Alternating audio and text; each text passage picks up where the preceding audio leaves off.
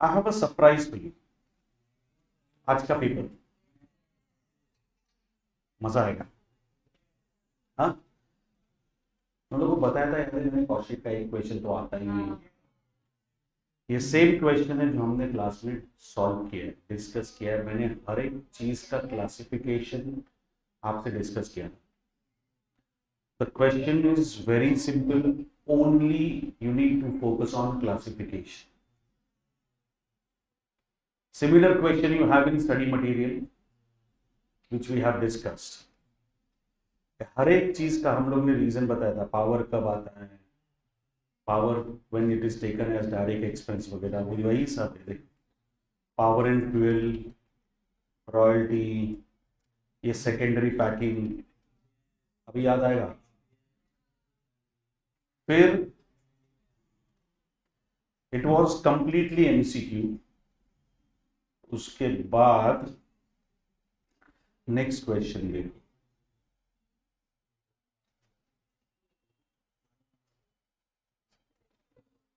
Second case scenario देखो।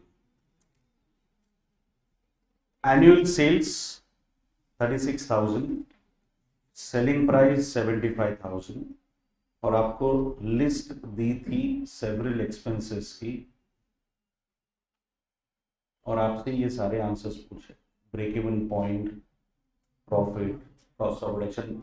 If you recollect, when I was doing marginal costing, I had said ये break even point, margin of safety, ये सारे के सारे questions will never be asked the main question. They will ask you that as MCQ. देख लो, नजर के सामने, जिगर के पास पड़ा सब कुछ। तो करना क्या है, टेक सेल्स, उसमें वेरिएबल कॉस्ट की टोटल लेके माइनस कर दो, कंट्रीब्यूशन मिलेगा। 36,000 से डिवाइड करोगे तो कंट्रीब्यूशन पर यूनिट भी आपके पेशे खिदमत होगा। फिक्स कॉस्ट की टोटल ले लो, जो चाहिए वो निकल सकते। और मांगेंगे क्या ये लोग, break even point, profit, cost of production चाहिए तो सारे कॉस्ट स्ट्रक्चर्स ऐड कर दे। वेरिएबल फिक्स का भेदभाव मत करो। I hope you recollect. Cost of production से टोटल कॉस्ट पे जाना है तो वेरिएबल सेलिंग और फिक्स्ड सेलिंग ऐड कर। फिर आपका favourite process,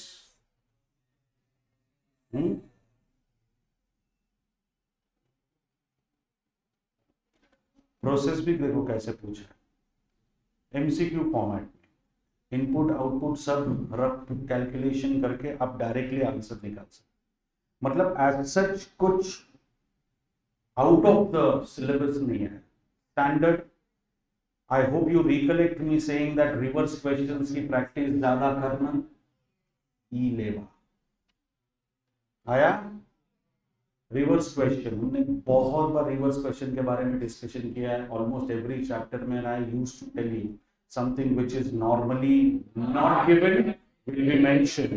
Always start with that. फिर जॉइंट प्रोडक्ट, बाई प्रोडक्ट, जिसमें जॉइंट कॉस्ट दी है, क्वांटिटी दी है, और मेथड देखो कौन सी है। If you recollect the lecture, if you अभी भी वीडियो देख लेना, मैंने कहा था इलॉजिकल हो या लॉजिकल कोई फर्क नहीं पड़ता, 3, 4, 5 मार्क के लिए पूछ सकते हैं। ये आया कंट्रीब्यूशन मार्जिन मेथड, करेक्ट। उसके बाद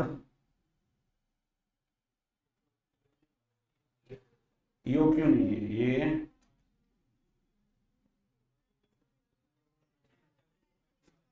इन्वेंट्री वाला, करेक्ट। अभी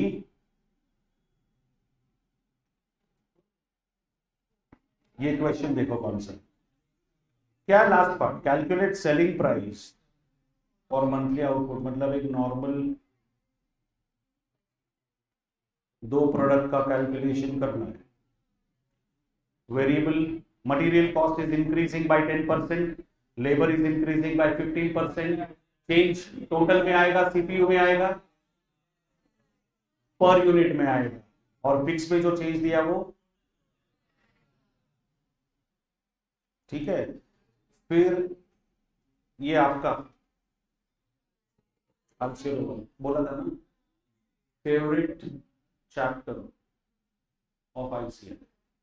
100 क्वेश्चन पूछते, उसमें से मोर देन 60 इस चैप्टर पे रहते। देख हाल से हुआ ये, वापस पूरा डेटा दिया है और मांगे वेरिएंसेस, और सिर्फ वेरिएबल एंड फिक्स्ड, सिर्फ variable and fixed.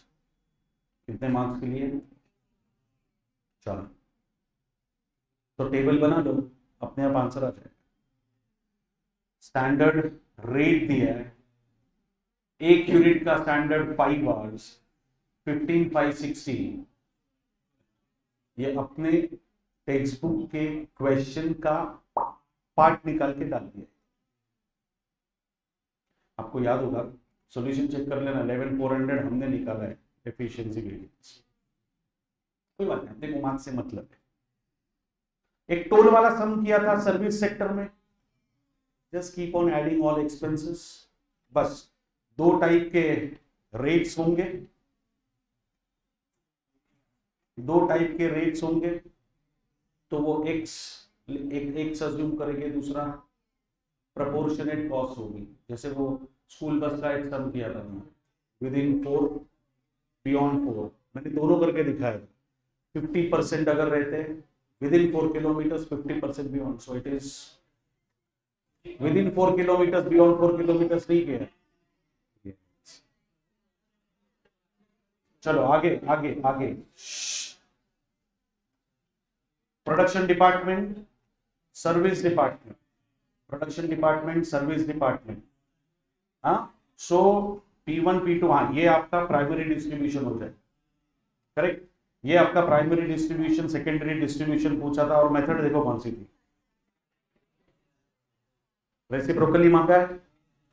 Okay, reciprocal के बाद यहाँ पे एक्टिविटी बेस्ड कॉस्टिंग शुरू हो रहा है। एक्टिविटी बेस्ड कॉस्टिंग शुरू हो रहा है। एक्टिविटी बेस्ड कॉस्टिंग में these are the cost structures, these are your,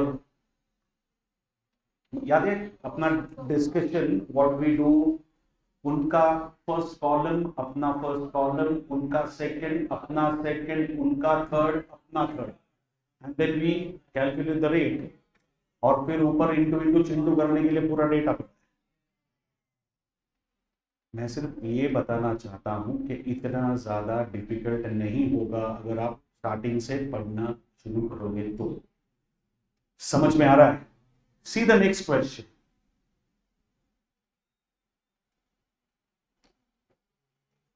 optimum product mix, यानी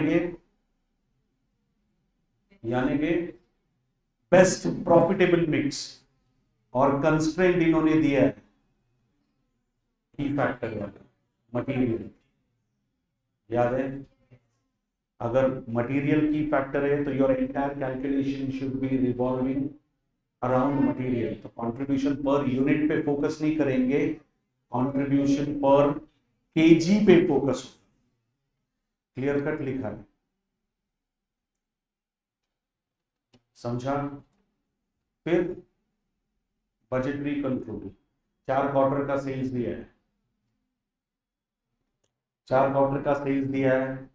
80% ऑफ करंट क्वार्टर बनाते हो, 20% ऑफ नेक्स्ट क्वार्टर बनाते हो। टेक्स्ट बुक क्वेश्चन, अमाउंट अलग है ऑफकोर्स, पर कॉन्सेप्ट वही है। और फिर इसमें उन्होंने थोड़ा सा ऐड कर दिया लेबर के लिए, आई मीन ओवरहेड्स के लिए आवर्स। अब वो तो होगा ही, if they are asking you question for 9 marks, तो definitely they will add something to it. फिर जर्नलाइज ट्रांजैक्शन, मैंने ये भी डिस्कस किया था, लंबे क्वेश्चन आने के चांसेस कम होते हैं। They generally ask journal entries, purchase on credit, under absorb, over absorb. अरे are you understanding this? Non integrated system का जर्नलाइज पूछा, सिर्फ जर्नल एंट्रीज बनाने थे और कुछ नहीं, करेक्ट। और ये अपना ABC analysis, classification, 70% of the cost, 10% should be the quantity. Material costing का एबीसी एनालिसिस,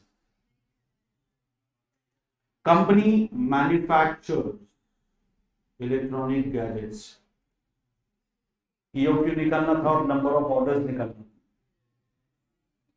सी सी तो ओवरऑल पेपर देखने के बाद ये पता चलता है कि बहुत ही ज्यादा आउटस्टैंडिंग पेपर था नहीं। You can easily score an exemption if you have done classes का notes, MTP and RTP since May 18। कोई तकलीफ नहीं हो। It is absolutely possible to score even more than 75।